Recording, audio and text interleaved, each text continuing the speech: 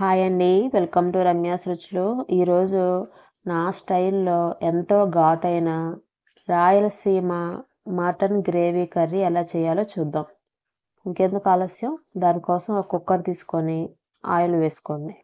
Oil heat అయిన తర్వాత బాగా కడిగి పెట్టుకున్న మటన్ ముక్కలను అందులో వేసుకోండి. మటన్ అంతా కూడా అందులో వేసుకున్న తర్వాత ఒక 3 స్పూన్ల వరకు అప్పుడే ఫ్రెష్‌గా చేసుకున్న అల్లం వెల్లుల్లి పేస్ట్ వేసుకోవాలి. ఇంకా 2 స్పూన్లు ఉప్పు, కొంచెం పసుపు, ఒక 2 స్పూన్లు కారము వేసుకోండి. వీటంతటిని బాగా కలిసేలాగా కలుపుకోండి.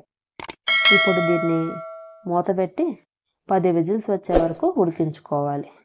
వేరొక ప్యాన్‌లో ఆయిల్ తీసుకొని అందులోకి కొంచెం దాల్చిన చెక్క, షాజీరా, యాలుక్కాయలు వేసుకొని ఫ్రై చేసుకోవాలి.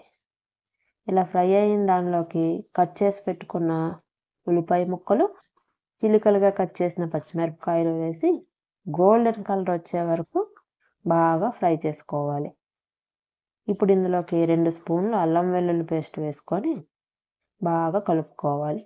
అల్లం వెల్లుల్లి పేస్ట్ ఫ్రై అయిన తర్వాత మనం కుక్కర్‌లో ఉడకబెట్టుకున్న మటన్ ముక్కలను తెచ్చి ఇందులోకి నీటితో సహా వేసేసుకోవాలి.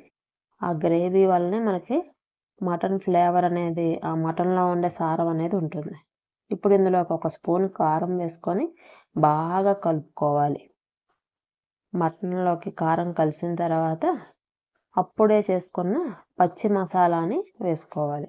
ఈ మసాలా వల్లనే మనకి చిక్కటి గ్రేవీ, అలానే రాయలసీమ ఘాటు అనేది వస్తుందండి. ఇప్పుడు కట్ చేసి పెట్టుకున్న పుదీనా, కొత్తిమీర కూడా వేసి బాగా కలుపుకోవాలి. దీని అంతటిని కుక్కర్‌లో వేసుకొని ఒక 4 విజిల్స్ వచ్చే వరకు మళ్ళీ ఉడికించుకోవాలి. కొంచెం గరం మసాలా కూడా వేసుకోండి. ఇలా మళ్ళీ లాస్ట్‌లో కుక్కర్‌లో ఉడికించుకోవటం వల్ల ముక్కల్లోకి సారం అనేది దిగుతుంది. మనం వేసిన పచ్చి మసాలా సారం. చూడండి, 4 విజిల్స్ తర్వాత కూర అయితే ఇలా వచ్చేస్తుందండి.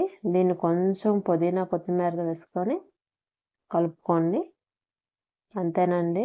చాలా సింపుల్‌గా, ఎంత ఈజీగా చేసామో మీరు కూడా ఒక్కసారి ఇలా ట్రై చేయండి. మీ ఇంట్లో అందరూ కూడా ఒక్క ముక్క కూడా వదలకుండా చాలా ఇష్టంగా తింటారండి. థ్యాంక్ యూ అండి. Thanks for watching. Like, share, subscribe.